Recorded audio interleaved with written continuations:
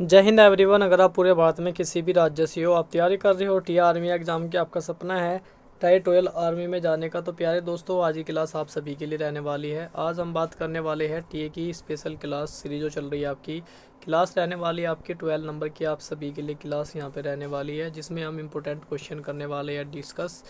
तो आज हम टोटल 50 क्वेश्चन डिस्कस करने वाले हैं। तो जो भाई हमारे साथ जुड़ा है, जिस भाई का एग्ज़ाम है डिफेंस में, किसी भी नेवी, एयरफोर्स या इंडियन आर्मी का कोई भी एग्ज़ाम है, स्टेट का कोई भी एग्ज़ाम है, आपके स्टेट पुलिस का हो या कोई भी स्टेट गवर्नमेंट का आपको कोई भी एग्ज़ाम है, सेंट्रल गवर्नमेंट का कोई भी एग्ज़ाम है, जहाँ साइंस का पोर्शन पूछा जाता है, तो यहाँ से आप अपना साइंस का पोर्शन कंप्लीट कर सकते हो। अदरवाइज किसी भी एग्ज़ाम के लिए आप यहाँ से अपनी प्रिपरेशन कर सकते हो भाई।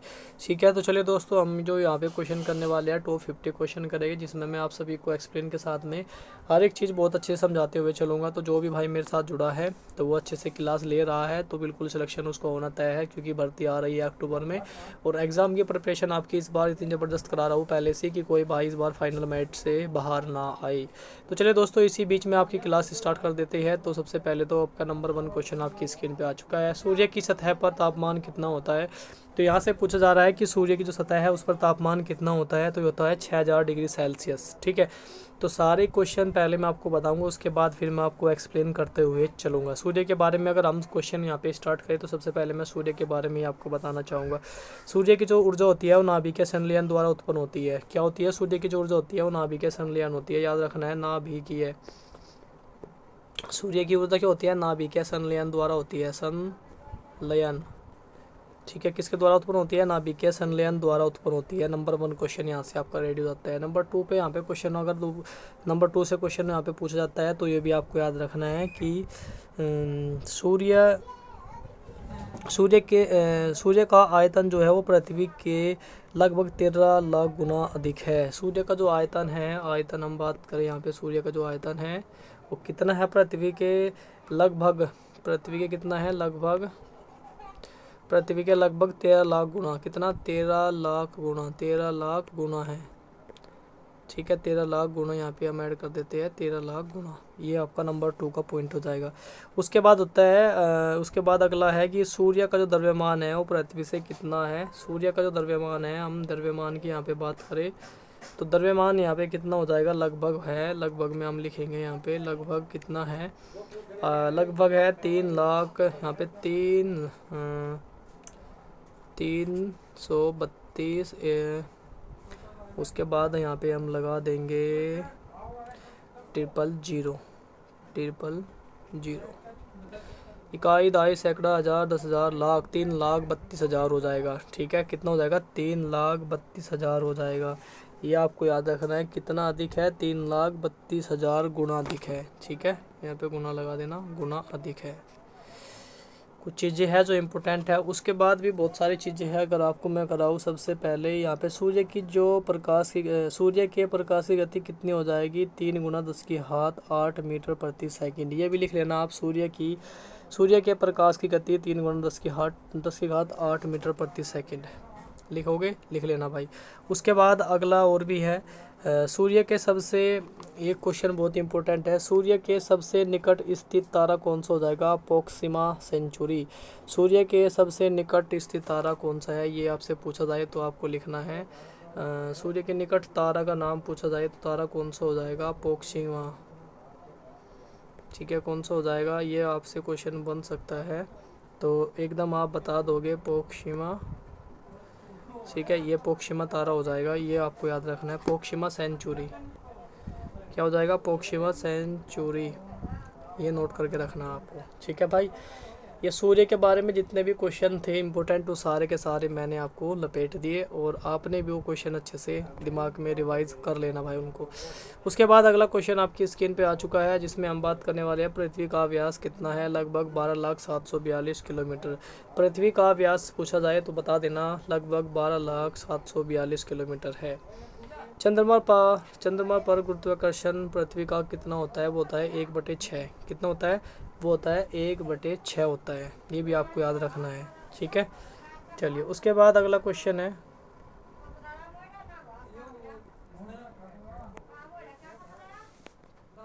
पृथ्वी के बारे में अगर हम क्वेश्चन यहाँ पे करने जाए तो पृथ्वी के बारे में अगर क्वेश्चन आपको कराने जाओ भाई तो ये भी सारे क्वेश्चन आपको मैं जो कराऊंगा। तो सबसे पहले नंबर 1 का क्वेश्चन पहले पृथ्वी से कर लो आप। पृथ्वी से रिलेटेड जो भी क्वेश्चन है, पृथ्वी जो है सौरमंडल का 5वां सबसे बड़ा ग्रह है।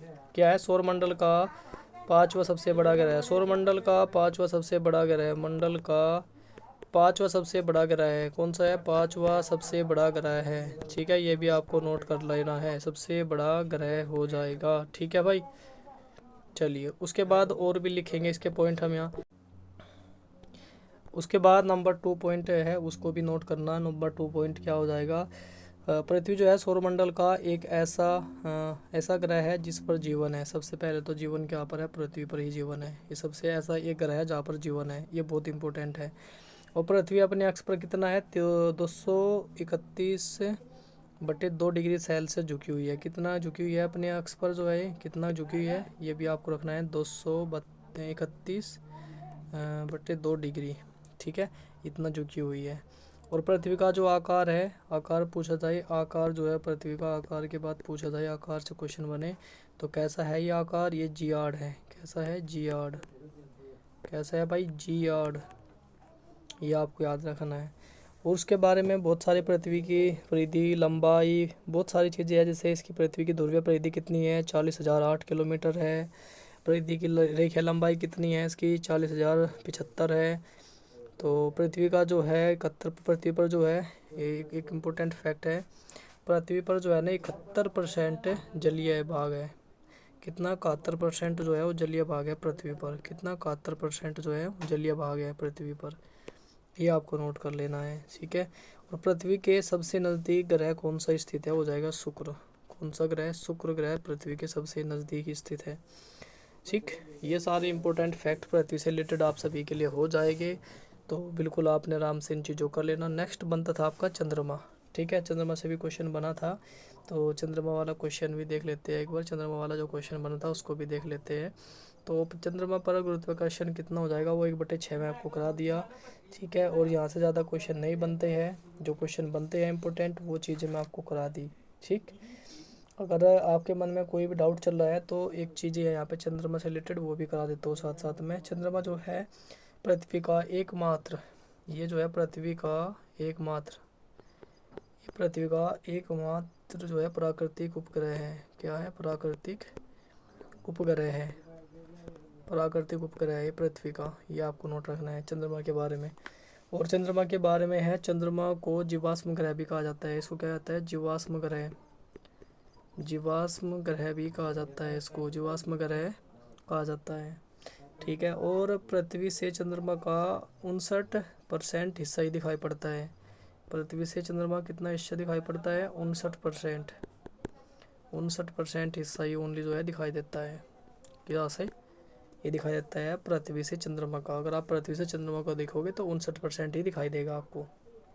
उसके बाद और जो इम्पोर्टेंट फैक्ट है तो वो है पृथ्वी और चंद्रमा के बीच का जो अंतरिक्ष है उसको क्या कहते हैं? सिस लूनर। किसको? उसको क्या कहते हैं? सिस लूनर कहते हैं। ये भी नोट कर लेना भाई, इंपॉर्टेंट है।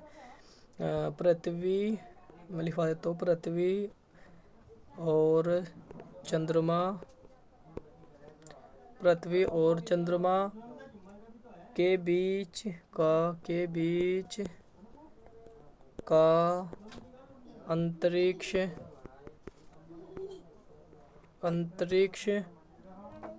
क्या कहलाता है? ये कहलाता है सिस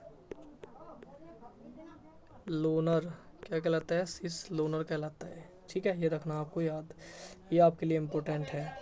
और बात करें, चंद्र ग्रहण हमेशा पूर्णिमा के दिन ही घटित होता है। चंद्र ग्रहण के बारे में पूछे तो चंद्र ग्रहण कब होता है? चंद्र ग्रहण ये होता है भाई पूर्णिमा के दिन। कब होता है? पूर्णिमा के दिन होता है। कब होता है? पूर्णिमा के दिन होता है। ये आपको याद रखना है, बहुत सारी चीज़ें हैं।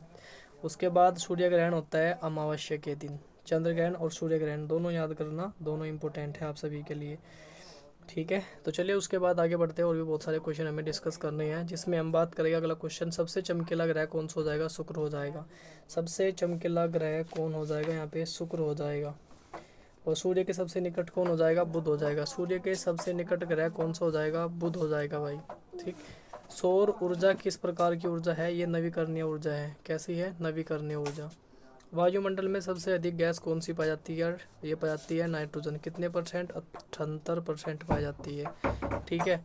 अगर आपसे ऑक्सीजन पूछा जाए तो आपको कितना बताना है? ऑक्सीजन की अगर आपसे पूछा जाए कितना पाई जाती है, 21% आप ऑक्सीजन यहाँ पे बता रहे होगे।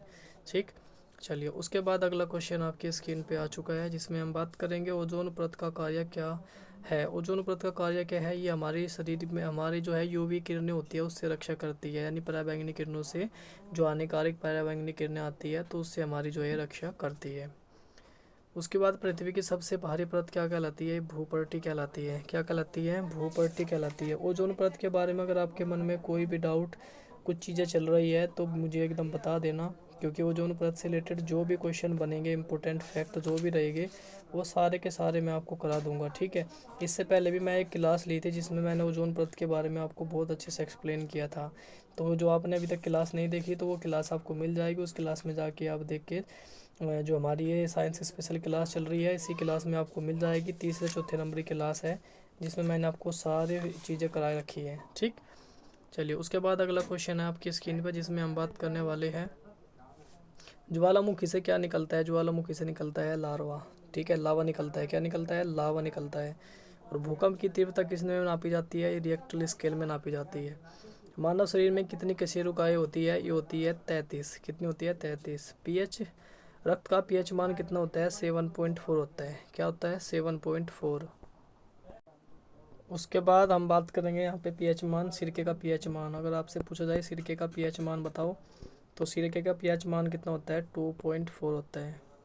अगर आपसे पूछा जाए शराब, शराब का पीएच मान अगर आपसे पूछा जाए तो क्या बताओगे आप? 2.8 होता है। क्या होता है? 2.8 होता है। अगर आपसे पूछा जाए नींबू का पीएच मान बताओ, नींबू का पीएच मान, तो नींबू का पीएच मान आप क्या बताओगे? 2.2 होता है भाई। क्या होता है? 2.2। लार का पीएच मान, ये इंपॉर्टेंट करा रहा हूँ मैं सारे। लार का पीएच मान होता है 6.5। कितना होता है? 6.5 होता है। अगर आपसे पूछा जाए दूध का पीएच मान बताओ, दूध का पीएच मान, तो दूध का पीएच मान कितना हो जाएगा? 6.4 हो जाएगा। उसके बाद फिर मूत्र का पीएच मान आपसे पूछा जाए तो आप क्या बताओगे? यहाँ पे ये हो जाता है 6 हो जाता है ओनली। ठीक है। ये सारे पीएच मान इंपॉर्टेंट है भाई, इनको एक बार देख लेना एक नज़र में। ठीक है। चलिए उसके बाद अगला क्वेश्चन आपकी स्क्रीन पे है, आगे बढ़ते हैं। इसमें हम बात करते हैं मानव शरीर का संतुलन कौन बनाए रखता है। शरीर का संतुलन कौन बनाए रखता है? बनाए रखता है सेरेबेलम। इस चीज़ के बारे में आपको मैं बहुत अच्छे से समझा चुका हूँ, सारी चीज़ों के बारे में बता रखा हूँ मैं।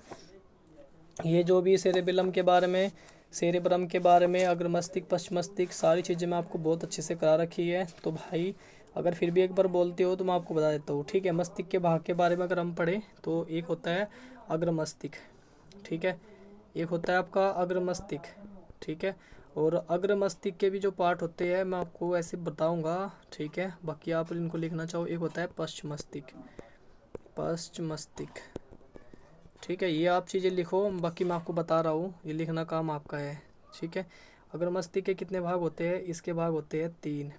3 भाग होते हैं। नंबर 1 पे क्या आता है? सेरेबेलम। सेरेबेलम होता है। ठीक है। सेरेब्रम होता है नंबर 1 पे, सेरेब्रम होता है। ठीक है। नंबर 2 पे होता है यहाँ पे थैलेमस। क्या होता है? थैलेमस। उसके बाद नंबर 3 पे आता है फिर आपका हाइपोथैलेमस। क्या आता है? हाइपोथैलेमस। हाइपोथैलेमस। ठीक है। हाइपोथैलेमस नंबर 3 पे आता है। ठीक है। पश्च मस्तिष्क के भी कितने भाग होते हैं? इसके भी 3 भाग होते हैं। सबसे नंबर 1 पे आता है सेरेबेलम। पहला जो आता है वो सेरेबेलम होता है। नंबर 1 पे होता है सेरेबेलम। ठीक है। नंबर 1 पे जो आता है वो होता है सेरेबेलम। नंबर 2 पे आता है मेडियोला ओब्लंगाटा। ठीक है। और नंबर 3 पे आता है पोन्स। ठीक है। पोन्स, मेडियोला, मेडियोला ओब्लंगाटा, ये चीज़ें 3 पार्ट इसके होते हैं, 3 पार्ट इसके होते हैं। अब तीनों का काम समझ लो, मैं सीधा आपको बोल के बताऊंगा, आप सिर्फ उस समझ लेना है। सेरेब्रम क्या करता है? ये अग्र मस्तिष्क का सबसे बड़ा भाग होता है। ठीक है। ये बुद्धि का केंद्र इसको बोलते हैं। थैलेमस क्या काम करता है? थैलेमस काम करता है ठंडा व गर्म की पहचान कराता है।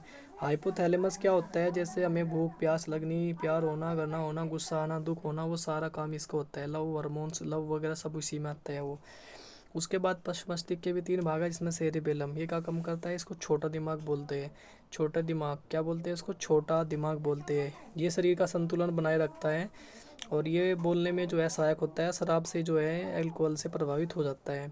पोन्स आता है, पोन्स बोलते हैं श्वसन तंत्र, ये हमारे श्वसन को तंत्र को जो है नियंत्रित रखता है, उसको बनाए रखता है एक जगह। मेडुला ओब्लांगेटा के अंदर जैसे हमें छींक आना, हिचकी आना, खांसी होना, उबासी होना, उल्टी होना, वो सारी आती है मेडुला ओब्लांगेटा के अंदर। आपको याद रखनी है, भूलना नहीं है बिल्कुल भी, बहुत अच्छे से आपको मैंने बता दिया, ठीक है। जैसे आपको मैं भी चीज़ें करा रहा हूँ तो बहुत अच्छे से ये समझना है आपको, ठीक है, क्योंकि ज़्यादा चीज़ें एक्सप्लेन मैं कर रहा हूँ तो वो चीज़ें आप लिखते रहना, ठीक है। यहाँ लिख नहीं पा रहा हूँ तो वो चीज़ें आप खुद लिख लेना, ठीक है। जल्द ही आप सभी के लिए, कुछ ही महीनों में आप सभी के लिए सारी फैसिलिटी हो जाएगी डिजिटल बोर्ड की, आप सभी के लिए क्लास फिर बहुत अच्छे से आपको कराए करेंगे, ठीक है। अलग अलग अच्छे अच्छे से क्लास आपकी होगी। तब तक ये आप यहीं पे एडजस्ट किए इस चीज़ को, उसके बाद जल्दी आपके लिए जब फैसिलिटी होगी तो उसका फ़ायदा आपको फुल मिलेगा। नेक्स्ट क्वेश्चन है आपकी स्क्रीन पे, नेत्र की पुतली किसे नियंत्रित करती है? प्रकाश की मात्रा, सामने वाले जो सामने से जो प्रकाश आ रहा है उसकी मात्रा को ही नियंत्रित करती है। त्वचा का मुख्य कार्य क्या होता है? सुरक्षा करना, बॉडी की सुरक्षा करना। लिवर का मुख्य कार्य क्या होता है? पित्त निर्माण, ठीक है। किडनी का मुख्य कार्य क्या होता है? ये रक्त का शुद्धिकरण करती है। किडनी क्या होती है? रक्त फिल्ट्रेशन बोलते हैं इसको। उसके बाद पसीना किस ग्रंथि से निकलता है? ये श्वेत ग्रंथि से निकलता है। किससे निकलता है? श्वेत ग्रंथि से निकलता है। उसके बाद अगला क्वेश्चन है, मनुष्य की सामान्य श्वसन दर कितनी होती है? 16 से 18 प्रति सेकंड होती है, ठीक है। कितनी होती है श्वसन दर जो होती है? वो 16 से 18 प्रति सेकंड, याद रखना है, बहुत इंपॉर्टेंट क्वेश्चन है। मानव शरीर की सबसे मजबूत हड्डी अगर आपसे पूछा जाए तो फीमर बताना है। फीमर कहाँ पर होती है? जांग में होती है, ठीक है। और कल मैंने बताई थी आपको ये हड्डियों के बारे में बहुत सारी चीज़ें, मैंने जब क्लास ली थी 10 नंबर की क्लास ली थी साइंस की, उसमें मैंने बताई थी आपको जांग में कितनी हड्डियाँ होती है, वो सारी चीज़ें मैंने बताई थी। अगर आपको याद है तो मुझे बताओ आप, ठीक है, मैसेज करके बताओगे, कैसे बताओगे कि जांग में कितनी हड्डियाँ होती है, वो सारी चीज़ें आप मुझे बताओ। टोटल जब मैं आपको हड्डियाँ वगैरह करा रहा था तो मैंने आपको बताई थी, ठीक है। जांग में कितनी होती है? 2 हड्डियाँ होती है, ठीक है, मैं आपको बता चुकी हूँ। पैर में टोटल हड्डी पूछा जाए आपसे, पैर में टोटल हड्डी पूछा जाए तो आपको बताना है कि 60 टोटल हड्डियाँ होती है, ठीक है। चलिए, उसके बाद अगला क्वेश्चन आपकी स्क्रीन पे आ चुका है। अगला क्वेश्चन है जिसमें हम बात करने वाले हैं, ऊर्जा की सबसे इकाई क्या हो जाएगी? जूल हो जाएगी। शक्ति की इकाई क्या है? वाट है। दाब की इकाई पास्कल है। आवर्ती की इकाई हर्ट्ज है। तरंग धैर्य किसका गुण है? ये तरंग का है। ध्वनि किस माध्यम में नहीं चलती? ध्वनि जो है वो निर्वात में नहीं चलती है, बिल्कुल भी याद रखना है आपको। प्रकाश का अपवर्तन किससे होता है? ये माध्यम से होता है। किससे होता है? माध्यम से होता है। उसके बाद अगला क्वेश्चन है जिसमें हम बात करेंगे, प्रकाश का अपवर्तन हो गया। दर्पण में प्रतिबिंब का नियम क्या है? दर्पण में प्रतिबिंब का जो नियम है वो आपतन कोण और परावर्तन कोण का होता है, यानी आपतन कोण परावर्तन कोण के बराबर होगा, ठीक है, याद रखना है भाई। उसके बाद अब एक क्वेश्चन है जो बहुत इंपॉर्टेंट है, यहाँ पे कुछ इंपॉर्टेंट क्वेश्चन या फैक्टर आप लिखोगे। बैरोमीटर क्या करता है? बैरोमीटर, बैरोमीटर के बारे में अगर आपसे पूछा जाए तो आप बताओगे यहाँ पे वायुमंडलीय दाब। क्या बताओगे? वायुमंडलीय दाब। वायुमंडलीय दाब क्या काम करता है? वायुमंडलीय दाब मापने के काम आता है। आपसे पूछा जाए डायनोमीटर, डायनोमीटर आपसे पूछा जाए तो बताना है इसके द्वारा क्या करते हैं? इंजन द्वारा उत्पन्न की गई शक्ति मापने का यंत्र होता है डायनोमीटर। फैदोमीटर, फैदोमीटर, फैदोमीटर से भी क्वेश्चन बनता है तो फैदोमीटर भी आपसे पूछा जा सकता है, तो बताना है फैदोमीटर। फैदोमीटर आपसे पूछा जाए तो आप क्या बताओगे यहाँ पे? फैदोमीटर क्या करता है? समुद्र या नदी की गहराई मापता है। समुद्र या नदी की गहराई, समुद्र या नदी की गहराई, ठीक है, नदी की गहराई मापने का काम करता है। उसके बाद आपसे पूछा जाए ऑडियोमीटर, ये ध्वनि की तीव्रता मापता है। एनीमोमीटर वायु की गति मापता है और शक्ति मापने का यंत्र भी इसको बोला जाता है, ठीक है। उसके बाद आता है फिर आपको कैलोरीमीटर। कैलोरीमीटर आपसे पूछा जाए तो कैलोरीमीटर, कैलोरीमीटर क्या काम करता है?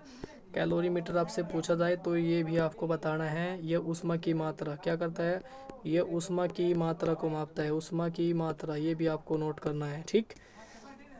उसके बाद सिस्मोग्राफ आपसे पूछा जा सकता है। सिस्मोग्राफ क्या करता है? भूकंपीय तरंगों की तीव्रता को मापता है। क्या करता है? भूकंपीय तरंगों की तीव्रता को मापने का यंत्र हो जाएगा। स्पीडोमीटर आपसे पूछा जा सकता है। स्पीडोमीटर, स्पीडोमीटर क्या काम करता है? स्पीडोमीटर, स्पीडोमीटर, स्पीडोमीटर आपसे पूछा जाए तो बताना क्या काम करता है स्पीडोमीटर भाई? ये वाहन, गतिवाहन जो मतलब चीज़ें चल रही है उसकी वाहन की गति को मापता है, यानी गति वाहन गति गतिमान वाहन की गति को मापता है ये, ठीक है, ये हो जाएगा, ठीक है। उसके बाद हाइग्रोमीटर वायुमंडलीय आर्द्रता को मापता है। उसके बाद आपसे पूछा जा सकता है ओम मीटर, ये विद्युत प्रतिरोध को मापता है। उसके बाद आपसे पूछा जा सकता है सिस्मोग्राफ, इंपॉर्टेंट है सिस्मोग्राफ, लिख लेना भाई, सिस्मोग्राफ इंपॉर्टेंट हो जाएगा। सिस्मोग्राफ ये क्या काम करता है? सिस्मोग्राफ करता है भाई भूकंपीय तरंगों की तीव्रता को मापता है। क्या करता है? भूकंपीय तरंगों की तीव्रता को मापता है। ये सारे क्वेश्चन इंपॉर्टेंट है जो मैंने आपको कराए, सारे आपको एकदम अच्छे से रट जाने चाहिए। विद्युत धारा किस दिशा में बहती है? उच्च से निम्न की तरफ बहती है, ठीक है, या उच्च से, ठीक है, ये निम्न की तरफ जाएगी, याद रखना है। जनरेटर किस सिद्धांत पर कार्य करता है? विद्युत चुंबकीय प्रेरण पर काम करता है। ऑक्सीकरण क्या है? ऑक्सीकरण में क्या होता है? ऑक्सीजन का जुड़ना। अपचयन क्या होता है? अपचयन में ऑक्सीजन का घटना, ऑक्सीजन घटती है इसमें अपचयन में। अम्ल का पीएच मान कितना होता है? अम्ल होते हैं 7 से कम। अगर आपसे पूछा जाए क्षार का पीएच मान कितना होता है? अक्षार का पीएच मान होता है 7 से ज़्यादा, जो 7 से ज़्यादा हो गए अक्षार होते हैं। अक्षार क्या काम करते हैं? अक्षार जो है लाल लिटमस को लीना कर देते हैं, लाल लिटमस को ये क्या कर देते हैं? लाल लिटमस को ये जो है ये नीला कर देते हैं, नीला। और अम्ल अगर आपसे पूछा जाए अम्ल क्या करते हैं? अम्ल जो है नीले लिटमस को लाल कर देते हैं, नीले को जो है ये लाल कर देते हैं, नीले लिटमस को लाल कर देते हैं, ये भी आपको याद रखना है। उसके बाद अगला क्वेश्चन है आपकी स्क्रीन पर, जिसमें हम बात कर रहे हैं लवण किसकी अभिक्रिया में बनता है? ये अम्ल प्लस अक्षार की अभिक्रिया में बनता है, ठीक है।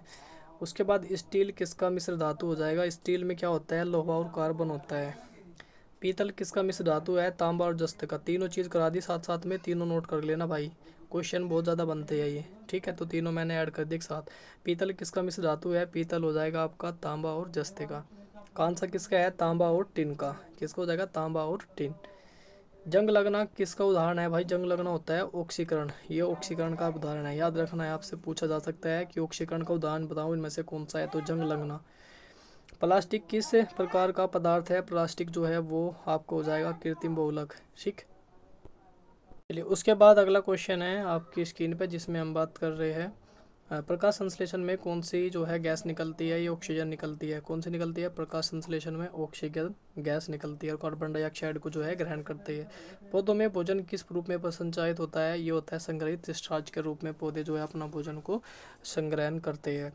बीज अंकुरण के लिए क्या आवश्यक होता है? बीज अंकुरण के लिए जल, वायु और ताप, ये 3 चीज़ें इंपॉर्टेंट है, तीनों के तीनों जो है बीज अंकुरण के लिए आवश्यक होती है। मैं पहले भी आपको समझाई थी ये चीज़।